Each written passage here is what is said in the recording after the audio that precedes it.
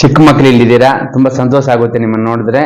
ಇವತ್ತು ವಿಷಯ ನಾವು ಯಾಕೆ ಬಂದಿದ್ದೀವಿ ಅಂದ್ರೆ, ನಮ್ಮ ಆಲಂಗೂರ್ ಶ್ರೀನಿವಾಸ್ ಅನ್ನೋರ 14ನೇ ವರ್ಷದ ಪುಣ್ಯತಿಥಿ ಅಂಗವಾಗಿ ತಮಗೆ ಮಕ್ಕಳಿಗೆ ಈ ಬುಕ್ಸು ಬ್ಯಾಗ್ಸು ಕೊಡಕ್ಕೆ, ಅವ್ರಿಗೆ ಯಾಕಂದ್ರೆ ತುಂಬಾ ಇಷ್ಟ ಮಕ್ಕಳಂದ್ರೆ ಅಣ್ಣವ್ರಿಗೆ.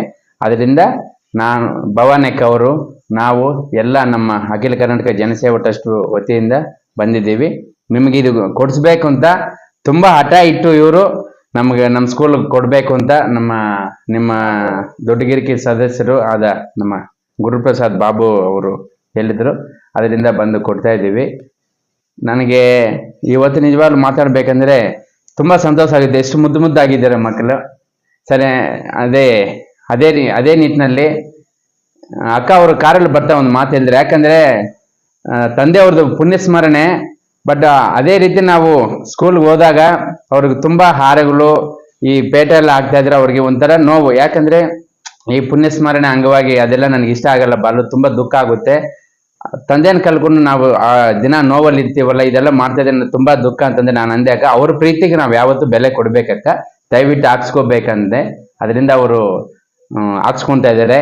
ಬಟ್ ಅದ್ರ ಬಗ್ಗೆ ತಪ್ಪಾಗಿ ಅನ್ಕೋಬೇಡಿಕ ನೀವು ಯಾರು, ಯಾಕಂದ್ರೆ ಅವ್ರ ಪ್ರೀತಿ ಅದು, ನಾವೇನ್ ಮಾಡೋಕ್ಕಾಗಲ್ಲ.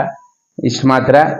ಈ ಊರಿಗೆ ಬಂದು ನಾವು ಈ ಸ್ಕೂಲ್ಗೆ ಬಂದು ಮಾತಾಡೋಕ್ಕೆ ಅವಕಾಶ ಕೊಟ್ಟು ನಿಮ್ಗೆಲ್ಲ ನಾವು ಇದು ಕೊಡೋಕ್ಕೆ ಅವರು ಅವಕಾಶ ಕೊಡಿ ನಮ್ಮ ಶಿಕ್ಷಕರಿಗೆ ಮೊದಲಾಗಿ ನಾವು ಧನ್ಯವಾದ ಹೇಳಕ್ಕೆ ಇಷ್ಟಪಡ್ತೀವಿ.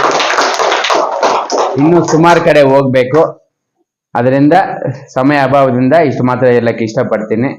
ಮುಖ್ಯವಾಗಿ ನಮ್ಮ ಮಾಧ್ಯಮ ಮಿತ್ರರು ಪಾಪ ಎಲ್ಲಿ ಹೋದ್ರು ಬರ್ತಾ ಇದೆ. ನಿಜವಾಗ್ಲೂ ಹೇಳ್ಬೇಕಂದ್ರೆ ಅವ್ರಿಗೆ ನಾನು ಚಿರಋಣಿ ಅಂತ ಹೇಳ್ಬೇಕು ನಾವು.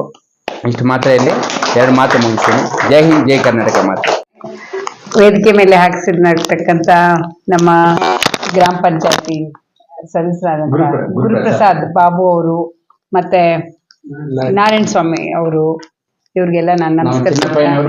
ಆಮೇಲೆ ನಮ್ಮ ಎಂಟೈರ್ ಅಖಿಲ ಕರ್ನಾಟಕ ಜನಸೇವಾ ಟ್ರಸ್ಟ್ ಅಧ್ಯಕ್ಷರಾದ ಬಾಲಕೃಷ್ಣ ಹಾಗೂ